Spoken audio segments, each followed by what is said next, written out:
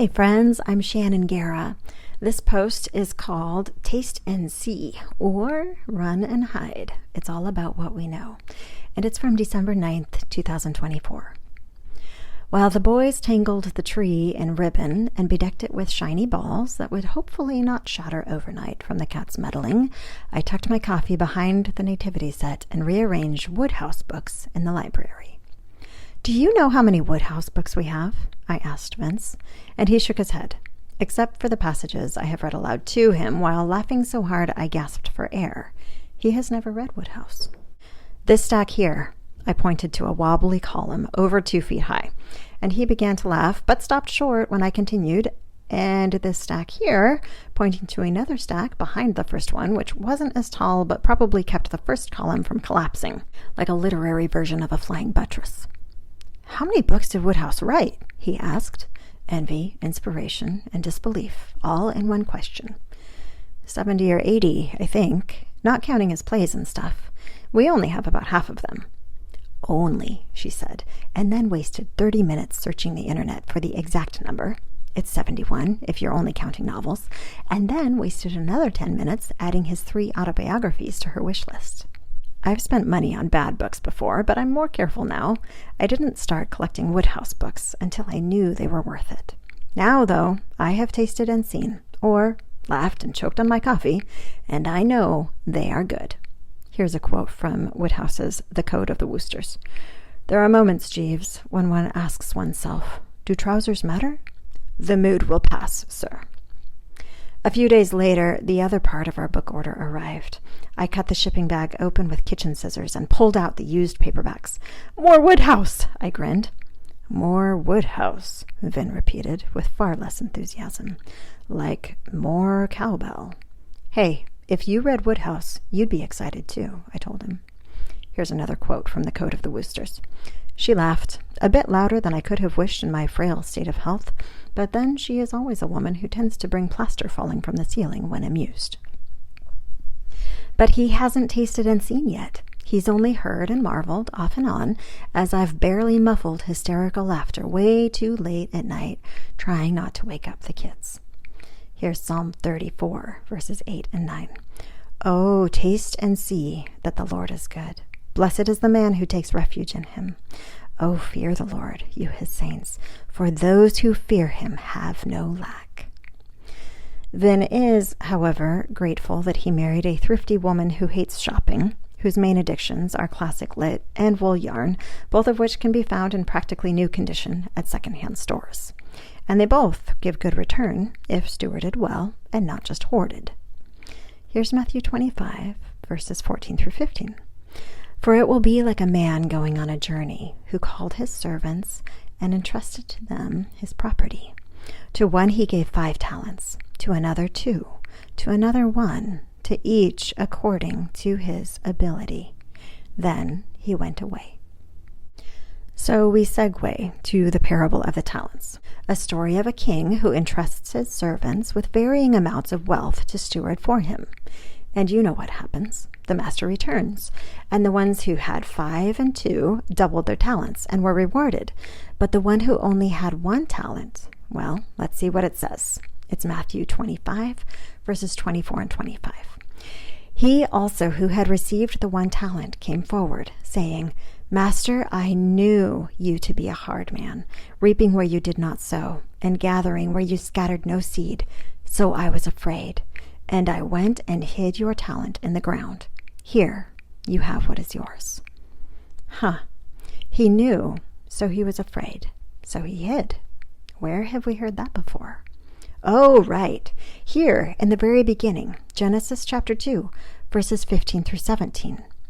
"The Lord God took the man and put him in the Garden of Eden to work it and keep it.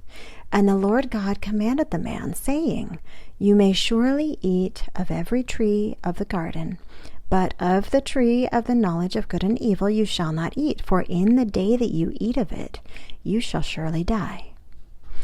In the beginning, there was a certain amount of knowing that we weren't supposed to have, because it would usurp our trust of God and make us focus on the wrong things.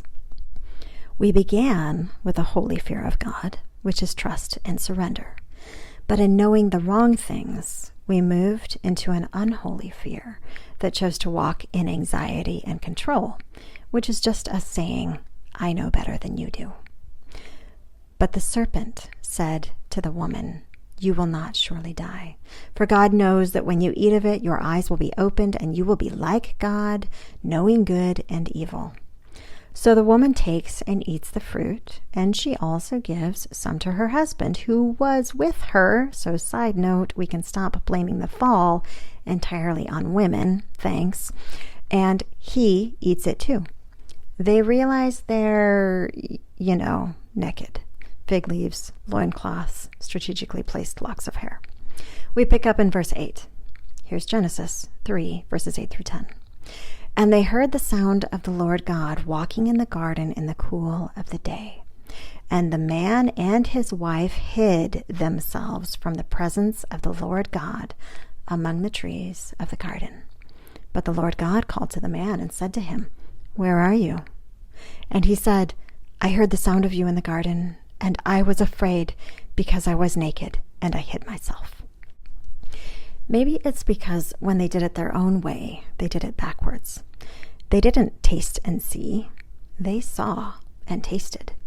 And then they knew something they were never intended to. They traded intimacy for exposure.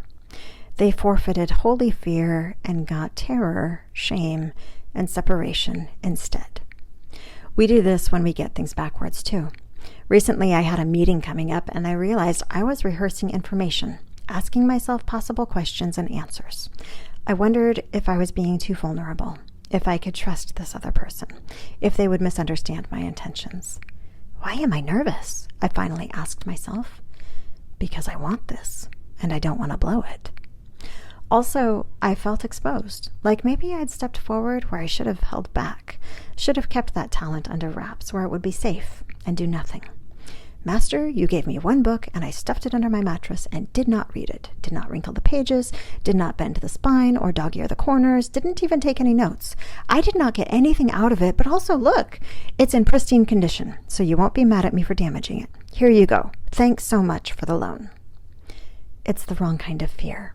That kind is the fear of man, and it's all about impressing others, worrying about what someone else will think. Surrender and honesty disarms it, though. So I asked myself these questions. Do I want what I want, or do I want what he wants? Can I trust him to know what I want better than I do, and know how to arrange it better than I could? Can I trust him with the future, with relationships, with this conversation? Do I trust him to direct the situation and the timing? Do I trust him to go ahead of me and to give me the right words and wisdom? Yes, yes, all yes. I have tasted and seen, and I know he is good. So suddenly the pressure is off, and there's just joy and freedom, just pleasant conversation and curiosity of what God does through it. The vulnerability doesn't feel like exposure. It feels like faith that's spelled risk, and it brings a return. This is the talent surrendered that grows and multiplies, rather than runs and hides. I used to know someone who was hurting and fighting and angry most of the time. And now I realize she literally just didn't know what she was missing. She had not tasted and seen, so she ran and hid. What she knew made her feel exposed. And fear manifested as anger, so she rejected everything associated with God. I knew you to be a hard man. But she missed experiencing him as the one who laughs and heals and walks in the garden, the one who made mercy triumph over judgment. We only fight against goodness because we don't realize how good it is. When we have no concept of real peace or freedom or joy, we think rebellion is better.